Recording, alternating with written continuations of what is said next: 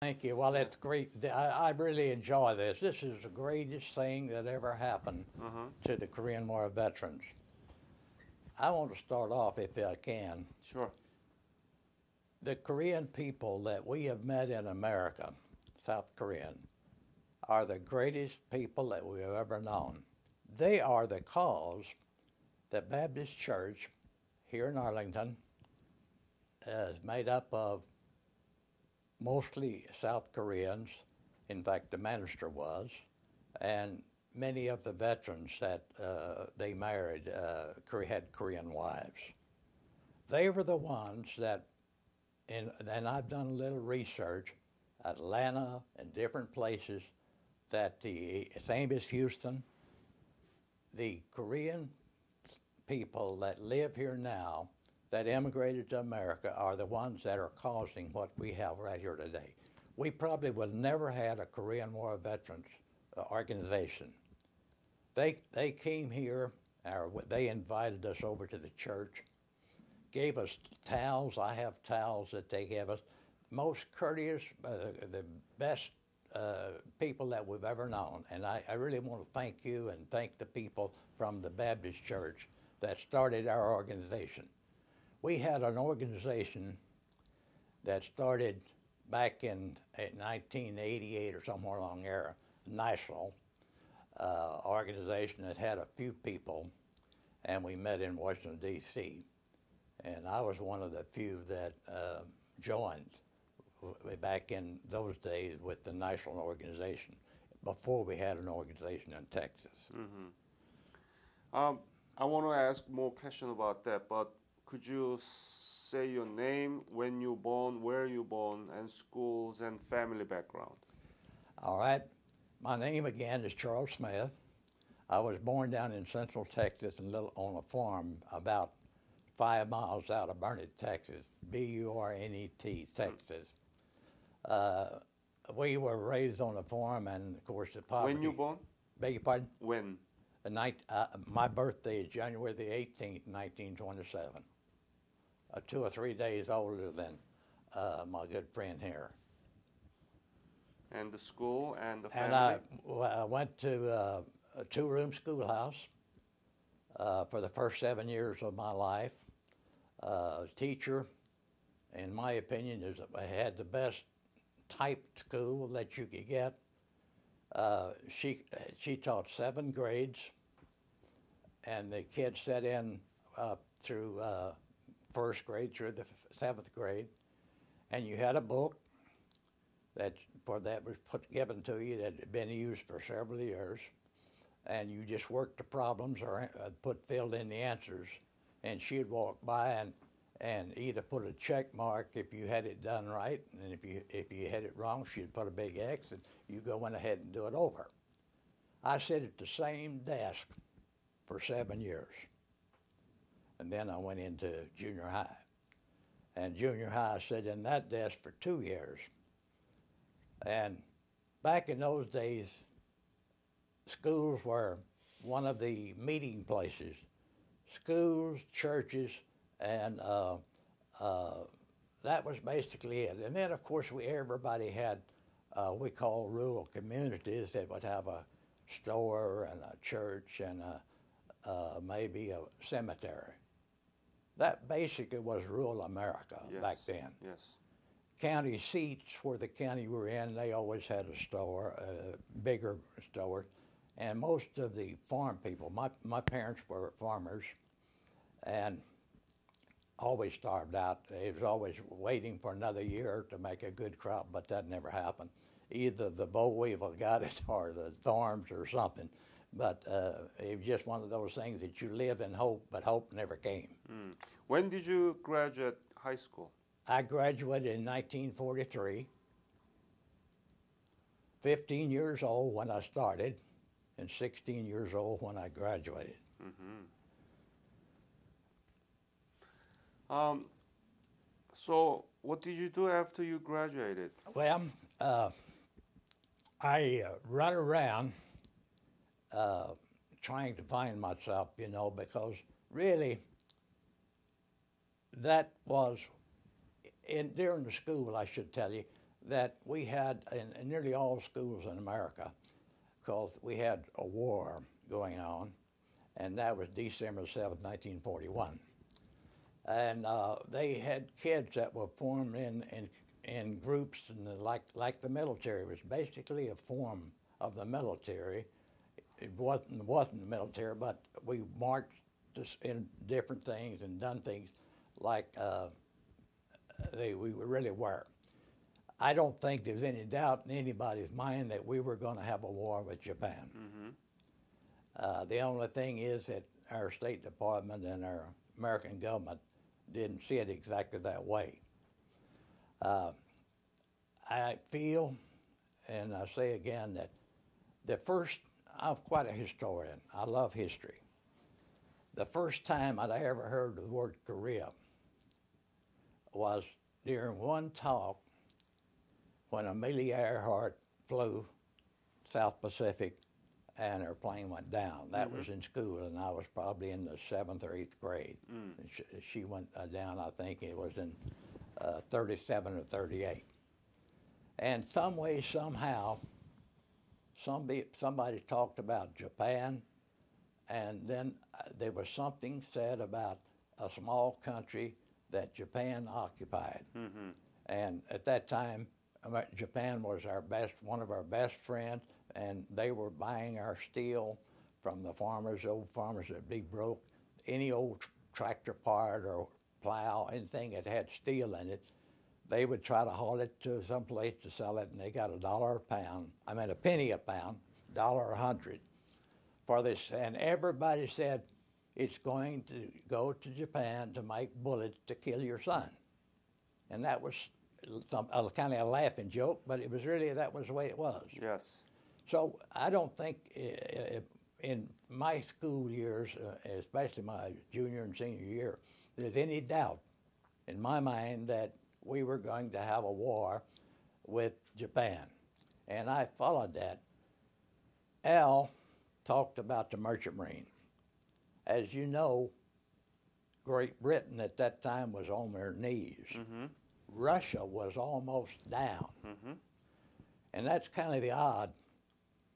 In the beginning, Japan was our friend. Russia was our enemy. Germany was our enemy. But between those two countries, Russia and Japan got into an argument, I think, about how they were going to occupy the world. Right. Both of them wanted all of it, and so that's where they headed. Russia probably lost more people in the war, World War II, than any country in the world. And if they would not have been successful, the Merchant Marine in 1939 started taking a war material to Russia. And that was kind of against the rules, but that was really the thing that was happening with the Merchant Marine. 39, and our Merchant Marine started building up. We had very few ships up until that time. That's when War Shipping Administration was formulated by President Roosevelt. And they fast-tracked a ship that was been World War II made in Great Britain, and we later called that the Liberty ship. For a while, it took maybe a month to build that ship. It's 500-something feet long. We finally got it down to about a week that they could build those ships. And the statement was to the Merchant Marine, the men like Al and myself that sailed, that we can afford to lose a ship, you're expendable, and all the material, and we can still replace the material with our workforce in America, and we can replace the ships faster than the U-boats and the German Air Force can sink them. That was the thing that I guess kind of interests me to hear that kind of statement, and when I'm still in high school. So, when did you join the Merchant? In 1945. 1945. War was hot, and there was no really the war wasn't ready to win. I mean, it looked like it could go either way. Had not Japan bombed Pearl Harbor and stayed a friend of Germany, we probably wouldn't have won, because that divided our military, and America basically fought Japan, and that's where we come in with, at that time, Japan occupied Korea was doing. So at that time, I thought that was really a glory place. I mean, if you could get in the merchant marine and get on a ship, the world would think you're the best. Mm-hmm. And we really, at the places that and it was all volunteer. There was no drafting in the merchant marine. Everybody volunteered. And the bad thing was the 5 guys that from my hometown came to Dallas to join the merchant marine. 4 of them made it, and I was the little one. I didn't weigh 120 pounds. You had to weigh 120 pounds to get in the merchant marine. Oh. So I had to go back home and try to eat more and get a little fatter and make the 120 pounds. And so I did join the merchant marine here in Dallas. How many days? Month? It took a month to... Yeah, a couple of months to get the paperwork back up. It wasn't easy to get in. Really, it sounds like it was competitive. It was competitive. In fact, all the other organizations, naturally, the Army, Navy, everybody was wanting men. And at their time, as far as I was concerned, it was just another branch of the armed services. And they really wanted, the Navy needed men, the Army needed men, and of course the Army had the Air Force at that time. It wasn't an Air Force. And the Marine Corps, Coast Guard. And so to me, I thought, hey, that's great. And we had a saying, and they all will remember that, it's real good if you don't get wet. But we lost more men.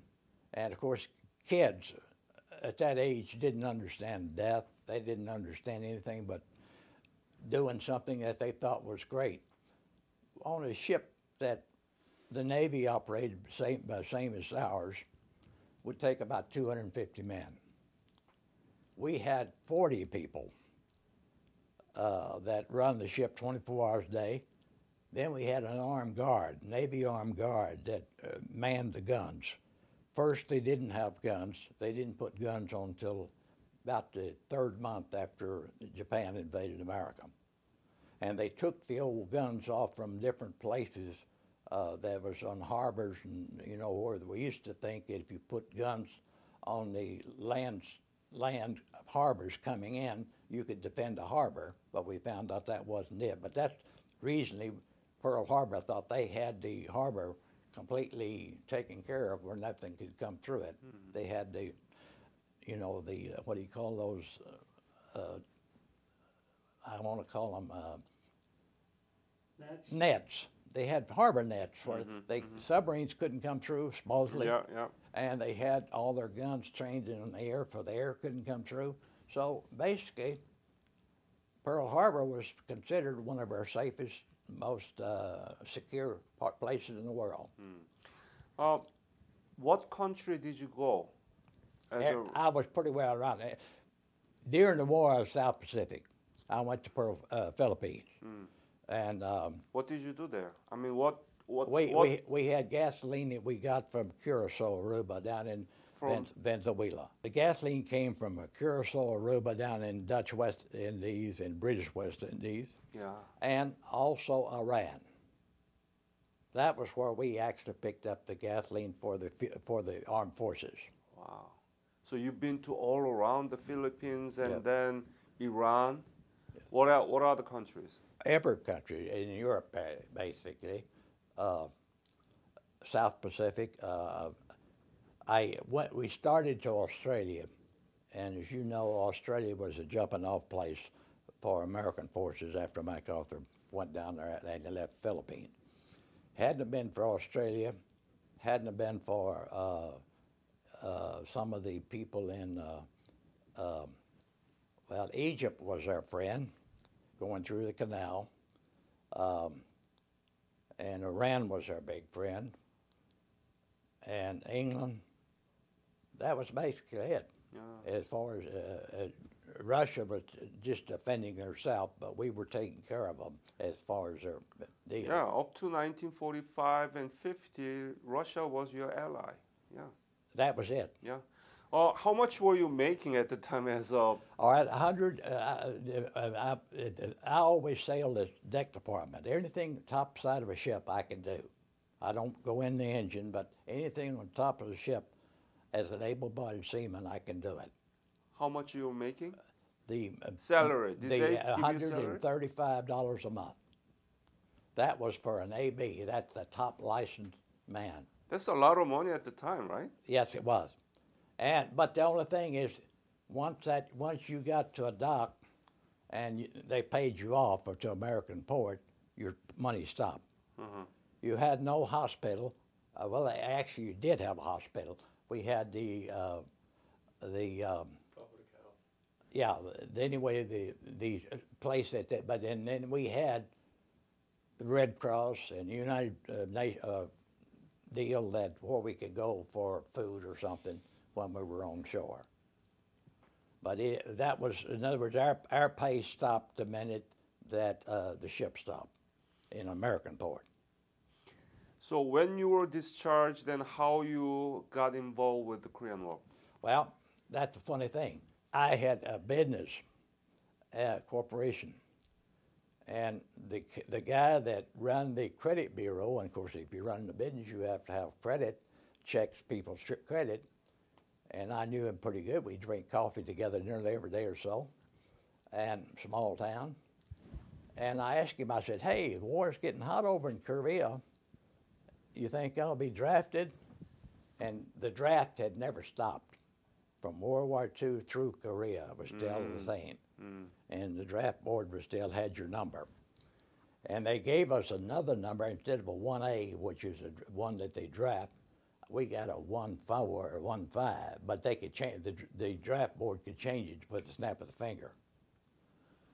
So anyway, I asked him, I said, you think they'll draft me? He said, oh no, Charles, you're 25 years old and you're married and you have a business. Within 30 days, I got greetings. I had to sell or give my business away, get my wife, and I was married, get her back, move back to my mother-in-law's house, and I was ready to go around the 20th of December 1951. I was ready to go to the draft. We had a 3-county draft board where you picked up everybody up and to assemble them to send them into the military. I had bought my wife a new car. Now that was something that was almost impossible to do, but I was a good talker. And the guy that I asked to buy a new 1951 DeSoto, he said, son, I've got 50 people online waiting for that car, and there's no way you can get it. I said, well, you see what I'm doing? I said, they drafted me. My wife don't have a car, and she got to take care of my mother and dad. They're living on a farm. They don't have any transportation.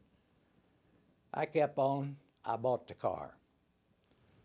And so on the way to being inducted, I had a car wreck. The car didn't even have 1,000 miles on it. It was raining and a 2-lane highway, and the wheels fell off under the soft shoulder, turned over, nobody hurt. So they gave me a 30-day deferment. That was, then I would have been a U.S. That's where they draft you. But every time, during that time, I got the car fixed about 2 or 3 days, or at least put in the shop.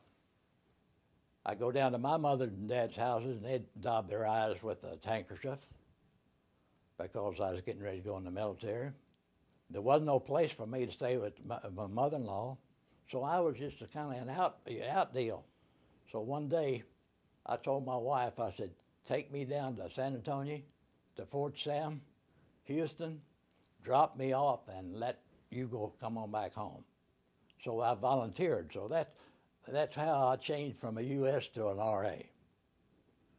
And they sent me there to Fort Riley, Kansas, for my basic training. Mm-hmm. And You joined the Army? yes, And then when did you leave for Korea? we trained at Fort Riley, Kansas, and I took advanced infantry. And they gave us, I think it was 30-day leave to report to Fort Lewis for Far East, FECOM. And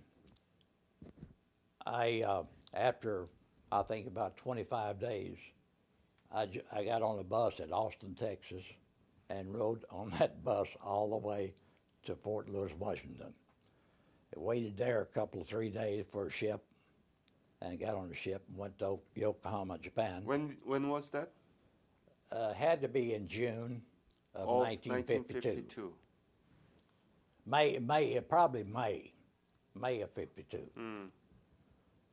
In fact, at that time, I was so down-beaten that I never looked at the calendar. I wasn't interested in anything except get it over and get it behind us.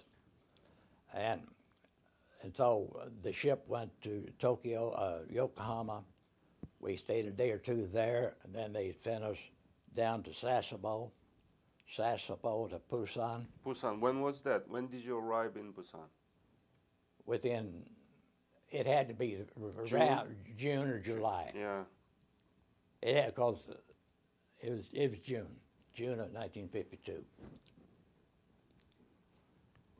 So then they put us on a train, and we call them cattle cars. What y'all call them? You know, the seats were like this, narrow gauge rail, and every few miles while we were there, they issued us some equipment, and I think I got a full clip of ammo. I'm not sure, but everybody got they took guns and everything away from you when you left America, but on the ship they had no guns. But as soon as we got to Busan, they issued our guns and our ammo. Every short time, whether it was real or just training, the train would stop and they would say, "We're being attacked, everybody get out." We fired, some of us, and didn't even know where we were going to hit, they just fired. Fired, yeah. And the train would start up, you go to get a little further down, you'd fire again. Finally, we got to Chuncheon. Chuncheon was our repo depot. There they assigned each of us to the unit that we were going to be working with. And I was, as you know, there were two National Guard units that were in Korea. The 40th was the California National Guard, which I was assigned to later, and the 45th was the Oklahoma National Guard. Everything else was regular Army or Army Reserve that they sent battalions or pieces, but no full divisions of any of the National Guards, except those two. So at Chuncheon, my part, they were coming from Jeju-do, where that they were guarding the. So I was waiting for them to come in, so I would be able to join my unit. So evidently, they had guarded the prisons down at Jeju-do. I don't know whether they were American prisoners or North Koreans or Chinese or what. I don't know what kind of prisoners. But that's where we had a general, as you remember, that they actually incarcerated him there for a few days. Anyway, shortly, within a week, they came.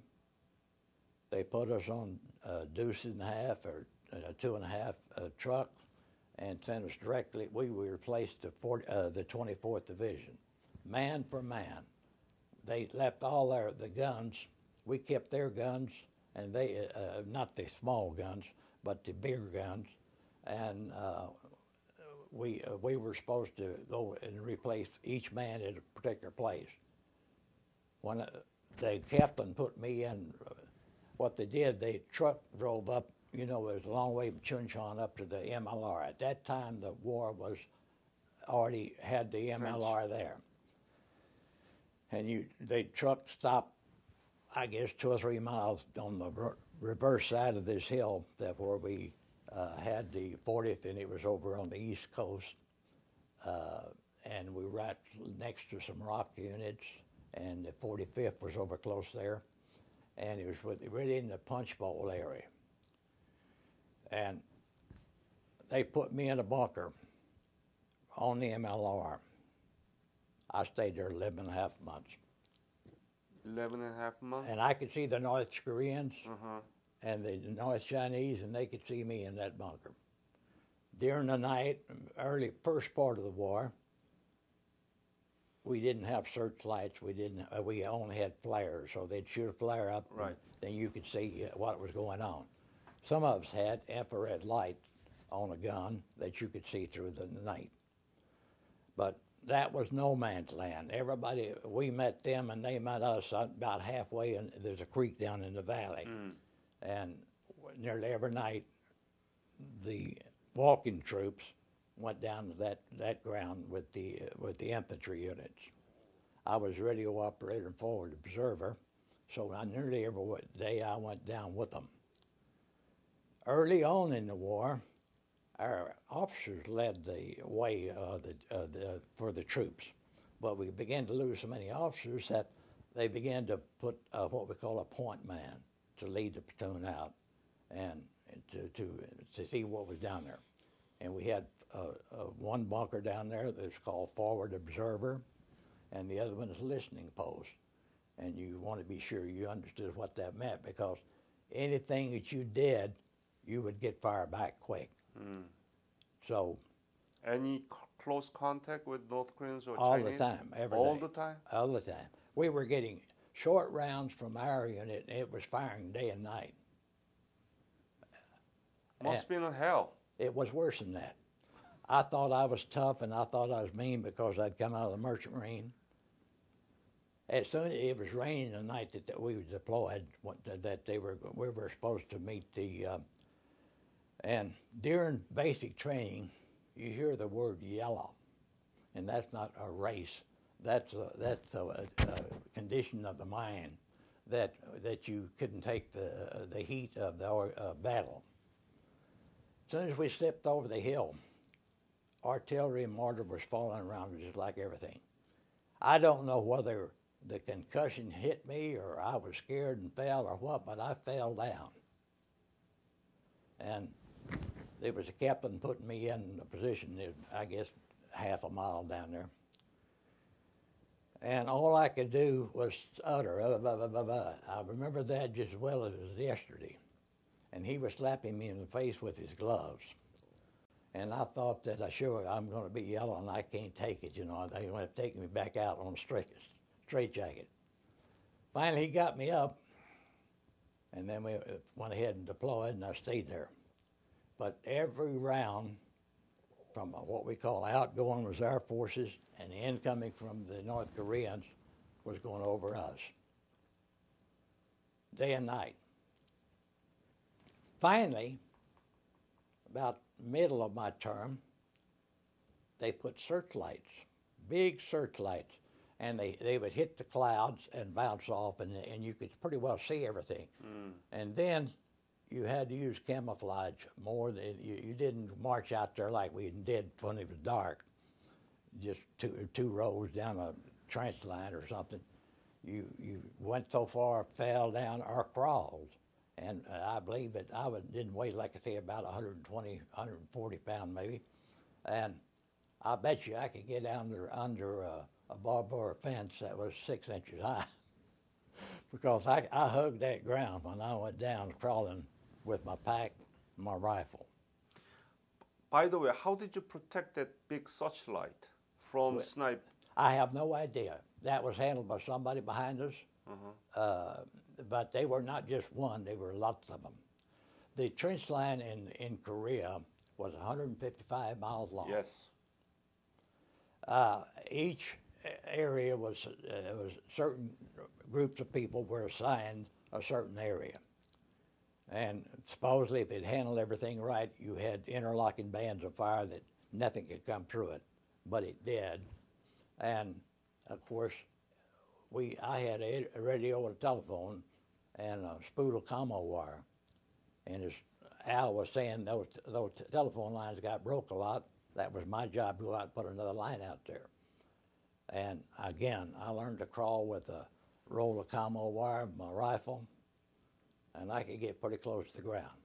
The greatest praise, Al mentioned the rocks. The Rock Army was great in our area. And the Catoosa people were the people that we use, for a better word, you use them as the people that they were volunteered, signed by somebody else. And I never will forget, we had Catoosa men with their A-frames with a 55-gallon drum of diesel. We used diesel a lot of time on the line to keep a fire. Didn't have any heat or anything in those bunkers. How a little person that didn't even weigh 115 pounds could carry a 55-gallon drum would be over 400 pounds on that A-frame. And they brought food up to us and stuff like that. You can't believe, like I say, the greatest respect. When I left Korea, I didn't ever want to go back. But I had the greatest respect for both the Rock Army and the Catoosa people. I never saw, in other words, I was rushed right to the line. I stayed the line. I never saw a civilian except Catoosas or Rocks. And we adjusted fire. I think they left me there in the bunker to adjust some for the Rock Army too. And that's what I was, radio operator and forward observer for different branches of the deal. I knew when people were hit. I could see it. Everywhere that there was little treats of water, I guess, run down the mountains, and that was a trench line that you walked up and down. Once you passed that MLR, that was how you got down to the in-between. That was also, when it rained, and it rained there every day in Korea, there would be a creek there. Sometimes that water would be, well, anywhere from 6 to 8 inches to several feet. Yeah. And I was on the radio when I heard the 45th is the record. They had a bunch of men down there and they drowned. I don't know why that they didn't know and understand that water rushing, you know, in those mountains over there, off those hills. But anyway, I never went past that creek. That was as far as I ever got. Some of our Army units did. And what that trench line, they call it the 38th parallel. It wasn't straight. But basically, what that trench line was supposed to be was when the Koreans and the Japanese were fighting before, and on the northern part that the North Koreans had, they were filled with holes in their wall where they could send their troops in. We didn't have holes. We only had bunkers on our. When you were not fighting or in a front line, what were you doing? Trying to sleep. But there was fighting going on all the time. All the time? Either mortar, artillery, they just, you know, continuous fight. And they didn't replace you? No. It must have been very hard for you. Right? Well, I'd given up. We were like animals. Yeah. We didn't even want to know each other's names. I know no man's name that was in my entire unit. No man. Do you suffer from PTSD? Very bad. Would you share a little bit of it? How severe was this? I came in on the worst day. Well, anything, all three of us. You could push us just a little bit, and we would go bananas. Our wife, our kids, anybody or companions. We had to have some certain kind of coping skills. Mine was like what they call it rabbit, where you run. When I get into an argument or discussion I didn't like, I would run, and I get my bottle of Jack Daniels or whatever, and kill the pain. Go to the VA, and they say, "Where were you shot?" Well, some of us got shrapnel, but we didn't get shot, but we were in bad shape. Nothing. 30 years from my World War II experience and my Korean spirit, the VA would not even give me an aspirin. They put me in the hospital in Waco one time. My wife brought me up because I was nobody get along with me, and I was out. Put me in the hospital there, stayed there a week or so. All they did was give us food and water and everything, kept the door closed. I'll never forget it. The old guy that was a psychiatrist, he said, "Smith, you're in bad shape. That you need to go see your county health officer."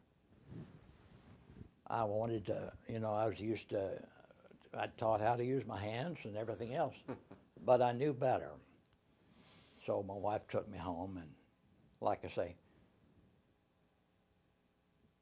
this is something that you'll never get out of your mind. Teach you two things: go to school or get a job.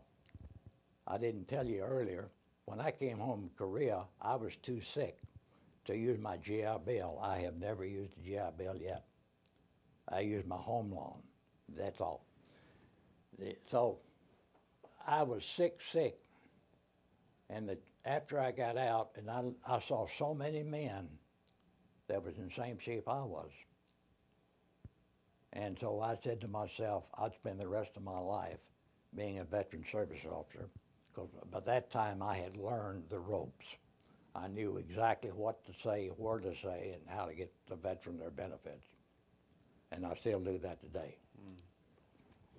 You went through such an ordeal, PTSD, suffered from it. Any regret your service in Korea? I bounced backward and forth.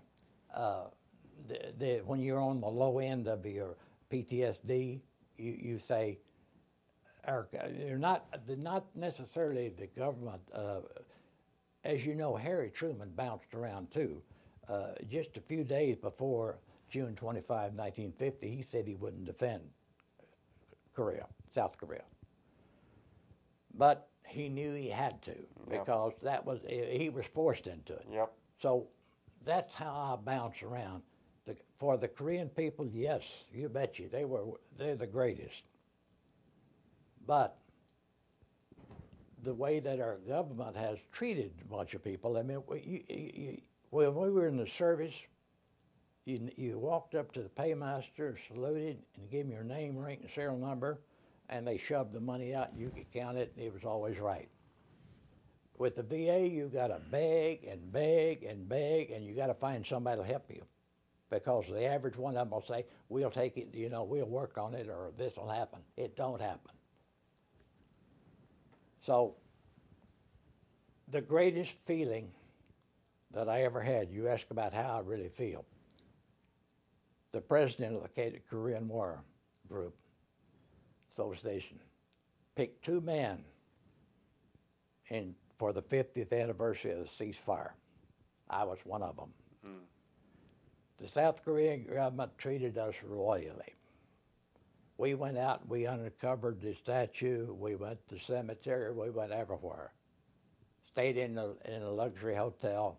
Everything that was there was perfect. The thing that amazed me, their shops some of them were on the side of the street, clean as a whistle. They no trash. When it got time for them to go to lunch, they left that. Nobody bothered it. Nobody stole. Here in America, if they tried that, they wouldn't have anything left.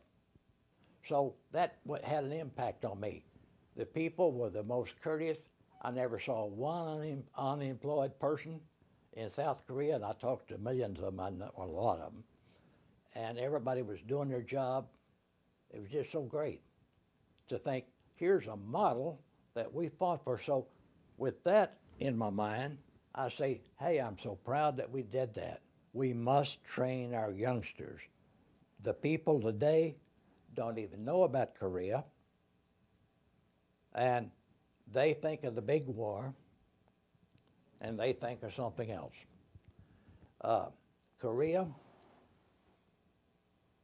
is a model for America to come back to. We thought we were the model teaching you. I'm talking South Korea. It's the other way around. America must, if they don't adopt to the South Korean model, we're out. We're bad shape. Now, for our kids, I know Al feels the same way. I know Ken feels the way I do. That the good life that we live, including World War II, Korea, and all the others, up until the Gulf, meant something, and we all felt that we're going to leave the place better for our kids, and we found it. It's not going to be. We live the best part of our American tradition.